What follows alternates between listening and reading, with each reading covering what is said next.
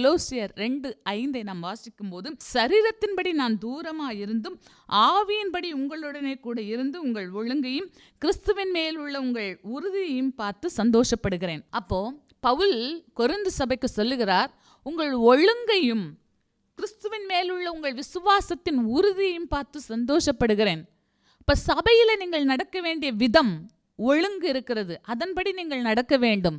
எல்லா இடத்துக்கும் ஒரு ஒழுங்கு இருக்கிறது, அந்த ஒழுங்குக்கு நம்ம உட்பட வேண்டும், அந்த சட்ட திட்டங்களுக்கு உட்பட வேண்டும். மீறி நடக்கிறவர்களாக இருந்தால் மீறுபவர்கள் மேல் தண்டனைகள் வரும். தண்டனைகள் வந்தால் உங்களால் சந்தோஷமா இருக்க முடியாது. ஒழுங்கினம் இருக்குதா, ஆண்டவரே ஒழுங்கின்படி நடக்க எனக்கு உதவி செய்யுங்க. டிராஃபிக் ரூல்ஸ், அதை ஒழுங்காய் நீங்கள் கடைபிடிக்க வேண்டும்.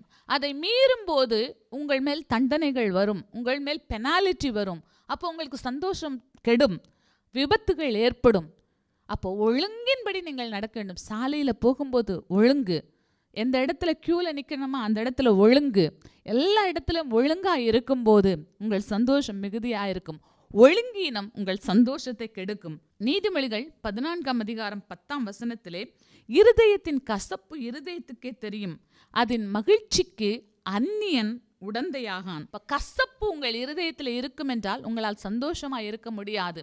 யாராவது உங்களை காயப்படுத்தி இருப்பார்கள், அதை 10 வருஷத்துக்கு முன்னாடி ஏற்பட்ட காயம் அதை மறக்காமல் வைத்துக்கொண்டே இருக்கிறது, உங்கள் சந்தோஷத்தை கெடுக்கும். 10 வருஷத்துக்கு முன்னாடி திருமணமான புதுதிலே உங்கள் கணவர் உங்கள் ஏதாவது சொல்லியிருப்பார், அந்த வார்த்தையை சொல்லி மனசில் வச்சுட்டே இருப்பீங்க. அந்த நாளில் நீங்கள் என்னை அப்படி சொன்னீங்கல்ல அப்படின்னு சொல்லி மறுபடியும் மறுபடியும் அதை சொல்லி காமிக்கும் போது உங்கள் இருவருக்கும் இடையிலே சந்தோஷம் இருக்க முடியாது.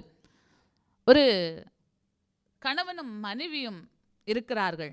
அந்த மனைவி வெகு நாட்களாக கணவனுடன் பைக்கில் போகவே மாட்டாங்க.